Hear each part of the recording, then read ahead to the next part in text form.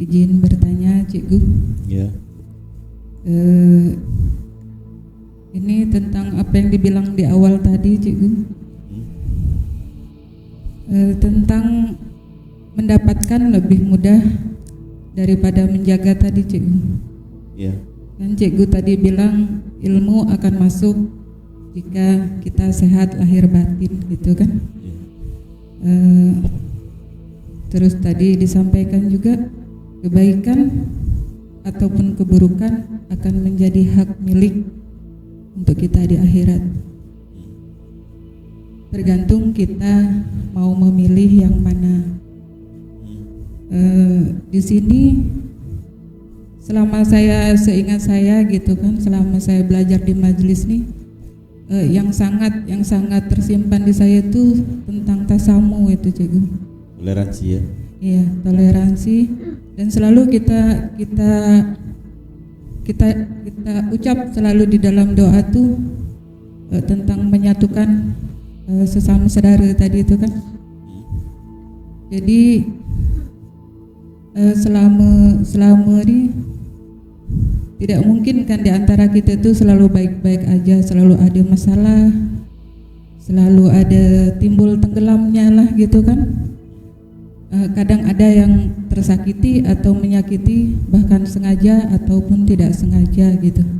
Demi menjaga yang sudah kita cari tadi itu supaya kekal gitu umpamanya kan dalam hati, supaya tidak salah tadi memilih kita untuk dibawa bekalnya nanti kan, Cikgu.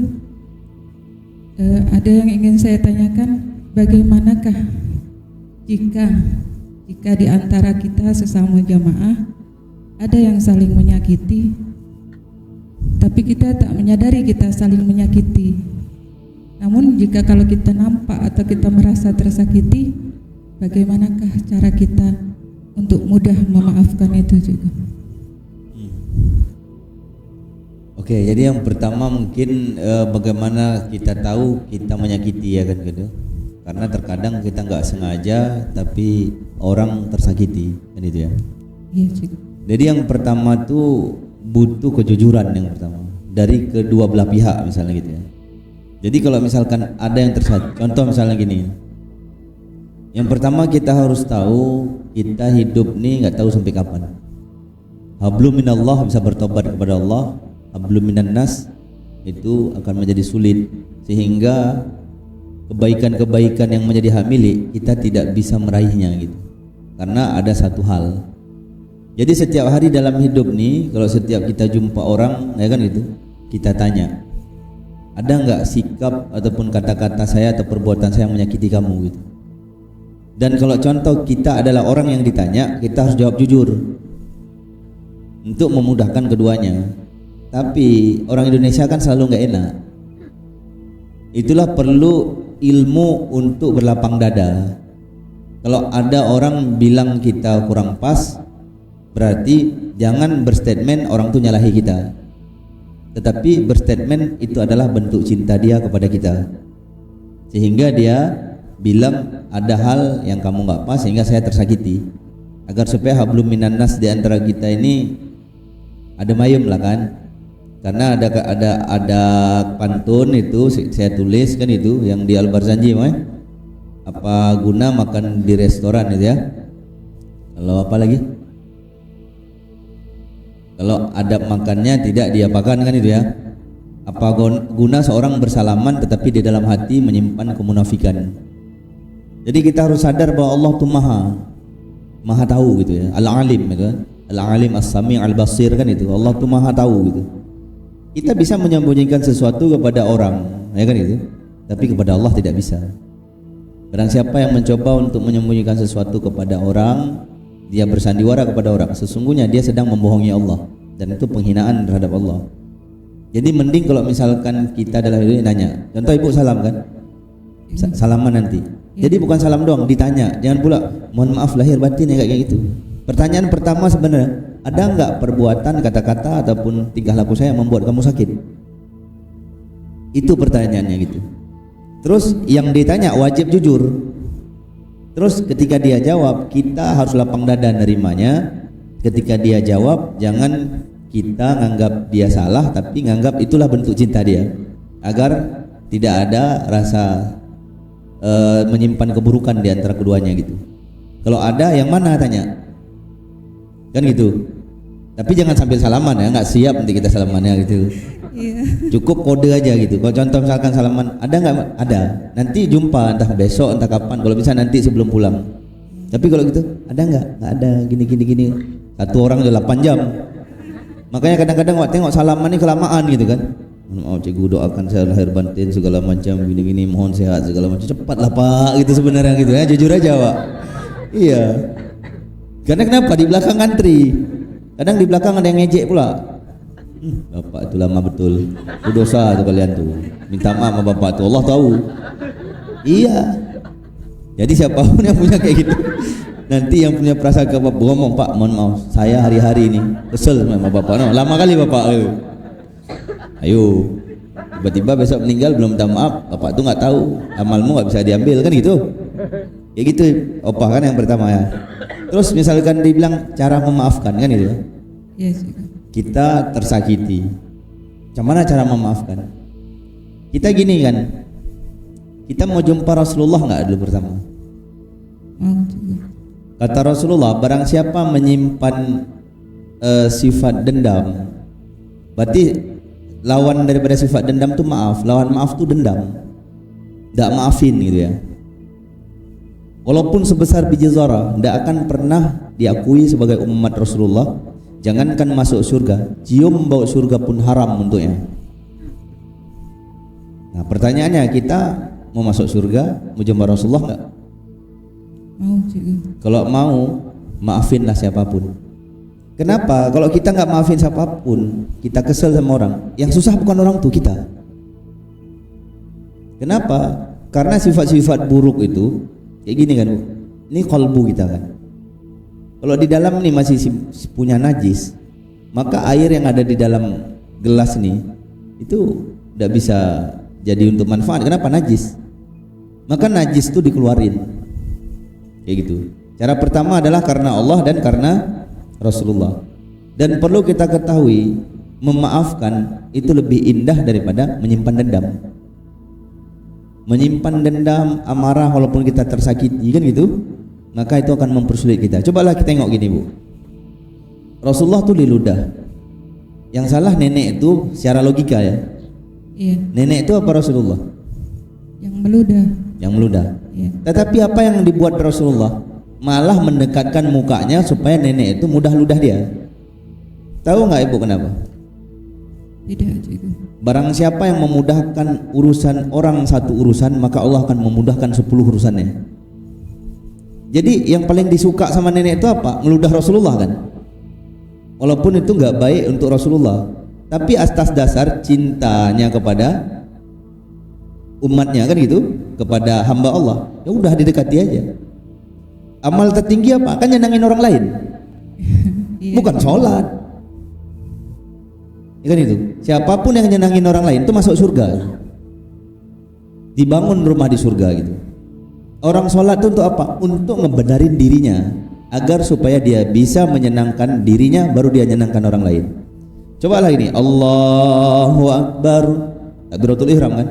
Jadi Allah maha besar, dendam kita kan kecil.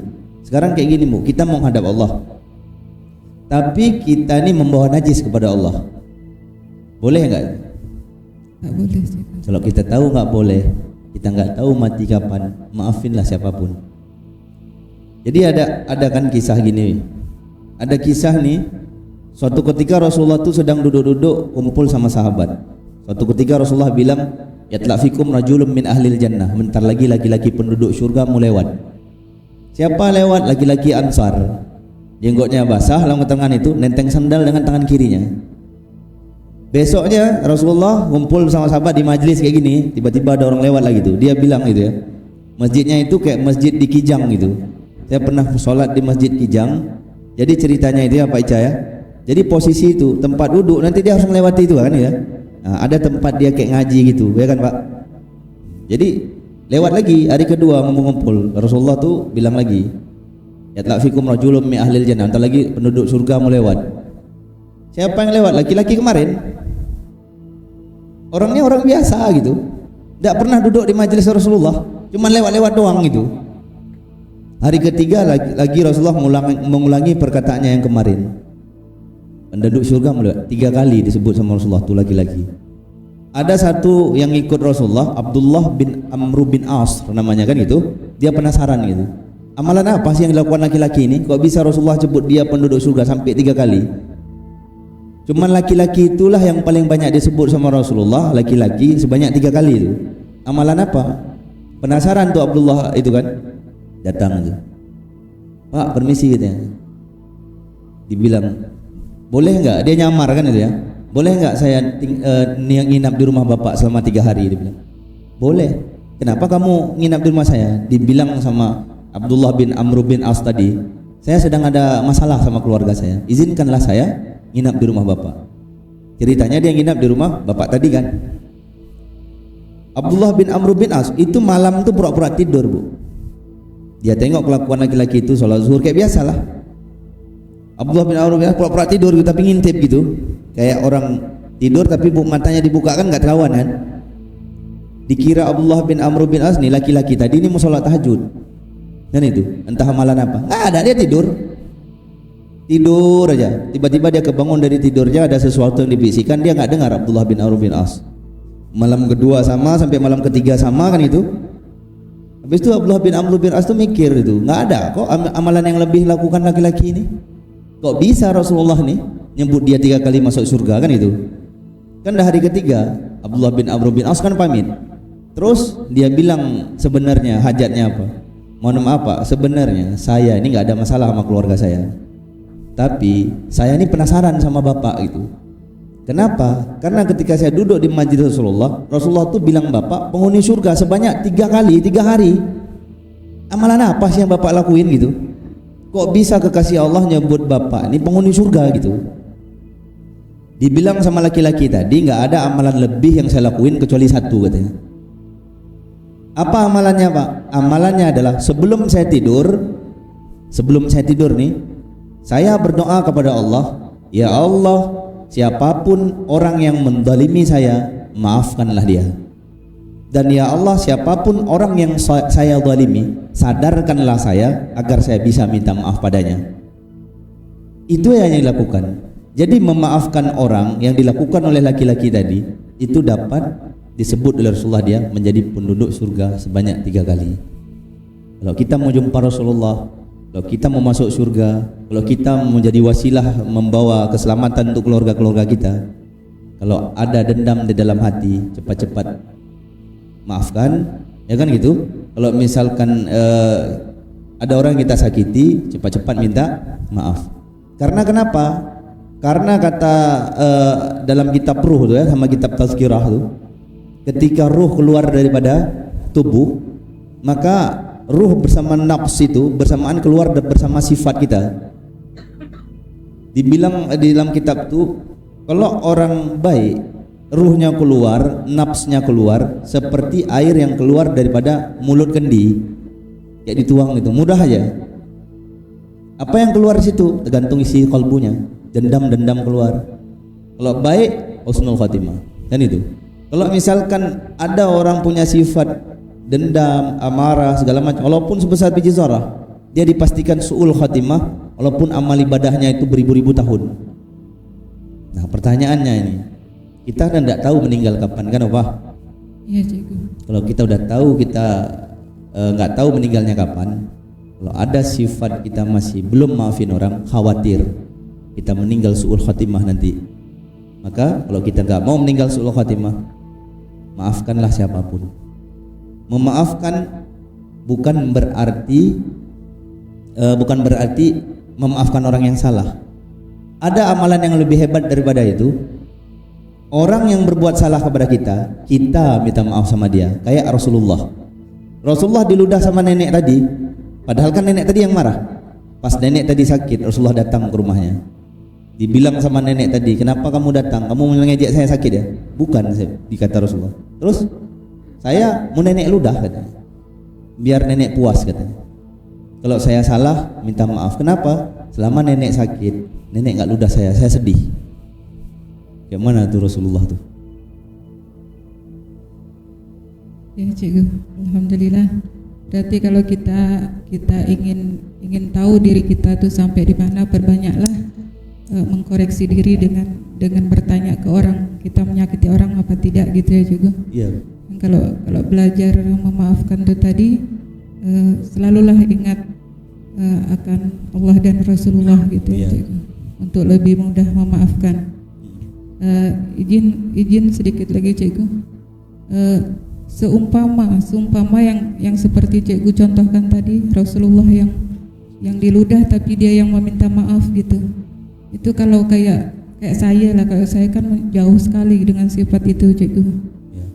Bagaimana kalau kita terjumpa gitu umpamanya kan, kita yang tersakiti tapi kita juga yang harus minta maaf tuh, macam mana cara dia cikgu? Caranya? Sekarang kayak gini Bu nih ya. Dalam hidup nih, itu ilmu yang paling setinggi-tinggi ilmu tuh bismillah aja itu. Bismillah aja dikaji bisa apapun gitu. Tapi dikaji gitu ya. Karena segala ilmu agama ya secara hakikat itu berawal dari huruf ba, berakhir daripada huruf nun kan gitu. Ba itu kayak perahu kan gitu. Nun itu juga kayak perahu, tetapi ba-nya titiknya itu di bawah, nunnya titiknya di atas. Kalau dalam bahasa lain disebut ba titiknya di luar, nun titiknya di dalam. Macam mana memindahkan sesuatu yang di dalam keluar, yang di luar ke dalam? Maka caranya adalah harusnya pakaian dalam yang paling mahal, bukan bolong. Yang bolong itu udah mikir tuh, kan gak ada yang tahu.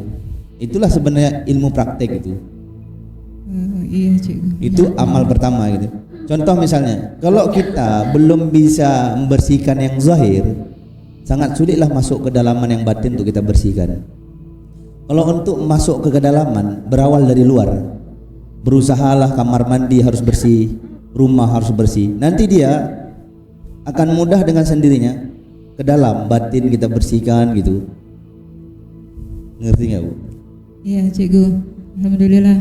Berarti kalau kita berusaha untuk memaafkan tadi itu, perbaiki dulu akhlak kita supaya di hati tertanam akhlak yang baik. Jadi walaupun orang yang menyakiti, saat kita bisa melihat kebaikan, kita tak akan gengsi untuk minta maaf. Ya, habis itu ada satu yang saya bilang tadi, bismillah. Kalau kita nggak mampu, tapi kalau kita dimampukan, mampu nggak? Insya Allah mampu cikgu. Kalau kita bilang mampu, tetapi kalau kita tidak dimampukan, mampu nggak? Tidak, kalau tak dimampukan. Sebenarnya kita semua dimampukan, dipisahkan, semua itu. Tidak akan orang bisa tanpa dibisahkan. Tidak akan orang tahu tanpa diberitahu. Ya kan gitu. Jadi kayak gini nih ceritanya. Kalau misalkan dibilang Bu, ini dibilang ya, Ibu tahu gembok? Iya. Rumah Ibu di gembok itu. Kalau nggak ada kunci, gimana? Tak terbuka. Kalau ada kunci tapi kuncinya nggak pas, tak terbuka juga. Kalau misalkan kita bilang sama ahli kunci, tolonglah kasih kunci yang pas. Kalau dikasih bisa kebuka kan? Bisa cikgu. Bisa kan? Iya. Sekarang contoh misalkan kita dendam, sulit maafin orang. Tetapi kalau Allah mudahkan, nggak ada yang sulit. Maka caranya jangan fokus macam mana cara aku memaafkannya, tetapi ya Allah izinkanlah aku memaafkannya, karena aku khawatir kalau aku meninggal nanti aku su'ul khatimah. Karena aku khawatir kalau aku tidak memaafkan, aku tidak diakui oleh umat Rasulullah. Izinkanlah aku ya Allah, mohon ya Allah, izinkanlah aku biiznillah. Kalau Allah izinkan, tidak ada yang mustahil. Contoh misalkan saya ngobatin Dafa, dulu tidak bisa jalan, dia bisa jalan. Apakah karena saya? Bukan, minta izin sama Allah. Saya bilang ya Allah, izinkanlah Dafa ya Allah untuk bisa berjalan ya Allah, untuk memudahkan urusan Ibu Dewi sama Papa Eko ya Allah. Izinkanlah ya Allah, izinkanlah, izin aja terus. Makanya saya sebelum melakukan sesuatu mau ngobatin orang, kan saya nggak langsung ngobatin Bu. Saya bilang saya nggak bisa tentuin kalau janji sama saya jam 8 nggak bisa, saya harus munajat dulu. Situ saya sedang rayu Allah. Kalau contoh misalkan kan, contoh wa adkhilnal jannata ma'al abrar, Ya Aziz, itu saya rayu Allah tuh. Ya Ghaffar, ya Dzal Jalali wal Ikram, ya Ilahi Rabbi. Kan dirayu. Sebagaimana kita merayu perempuan agar supaya dia bisa jadi milik kita. Kenapa ibu mau sama atuk saya? Karena dirayu kan? Iya cikgu. Kalau hati ibu dah kesentuh, ibu mau kan? Iya cikgu. Kira-kira Allah senang nggak dirayu? Senang. Kalau Allah senang, diizinin nggak? Insyaallah diizinin cikgu. Buat Allah senang dan minta izin setelah Allah senang. Ya Allah, hamba tak mampu memaafkan ya Allah, hamba tak mampu ya Allah melepas dendam ini ya Allah, kan itu? Iya cikgu. Izinkanlah saya ya Allah untuk supaya bisa melepas dendam.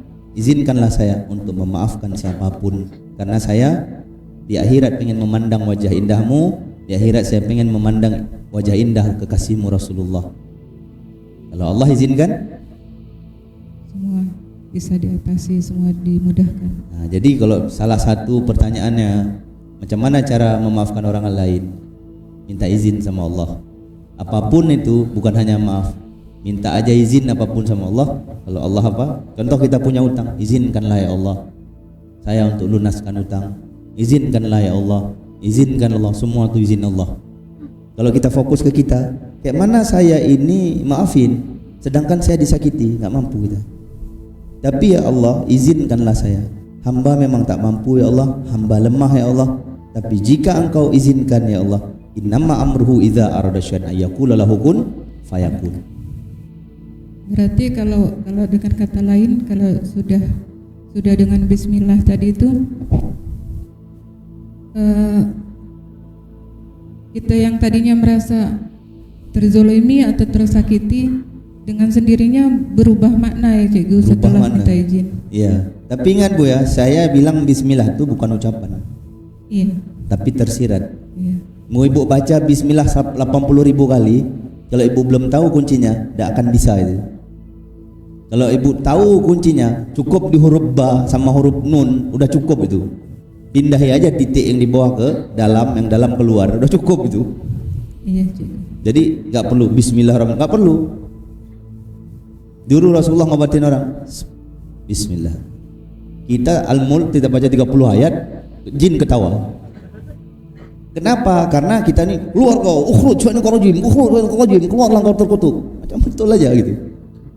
Ya Allah, hamba tak mampu ngeluarin, tapi kalau Engkau, manalah mungkin dia bertahan di situ. Ya Allah, tolonglah aku. Ampun, kata gitu. Allah yang berbuat, bukan awak.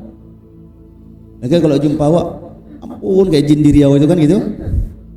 Ampun, ampun katanya. Kalau orang tengok secara zahir, mantap kali Ustaz Zulqadri. Mana ada awak mantap? Allah tuh buat, cuman orang buta tak nampak. Sama contoh misalkan nih, orang nengok itu, cikgu megang-megangkan diri di sana, awak nggak ada. Awak cuma bilang Majelis Nurul Yakin. Kenapa saya bisa diterima sana? Apakah karena saya? Bukan. Saya juga banyak dosa kok. Kalau karena saya nggak akan diterima orang dengan baik kayak gitu. Tetapi karena Allah izinkan, karena berkah Rasulullah, karena berkah Majelis Nurul Yakin, sehingga kita kemana-mana itu mudah. Majelis Nurul Yakin ini berkahnya besar. Jadi kalau misalkan apa, bukan baca bismillah, tetapi pelajari makna bismillah itu apa. Izin Allah tuh. Iya cikgu, insyaallah. Kembali ke izin tadi, berarti kalau kita sudah izin berubah makna, insyaallah merubah gitu kan cikgu, dengan sudut pandang tadi itu. Dan kalau kita sudah memasrahkan diri, insyaallah Allah yang berkehendak kemana gitu kan cikgu. Betul. Sedikit lagi cikgu, seumpama ini terjadi di teman lah misalnya kan cikgu. Punya teman misalnya, dua orang itu saling tidak memaafkan, walaupun sudah berusaha gitu, disemangatin gitu, dikasih pemahaman, ayo kita saling memaafkan lah tadi itu, seperti yang di atas tadi itu. Itu gimana hukumnya cikgu jika orang yang saling menyakiti atau saling merasa tersakiti itu tidak mau saling memaafkan? Karena belum diizinin Allah. Jadi tak perlu kita sebagai makhluk repot-repot. Cukup kita mohon sama Allah, ya Allah izinkan. Jadi doa itu yang lebih makbul tuh doa ketika orang tuh nggak tahu.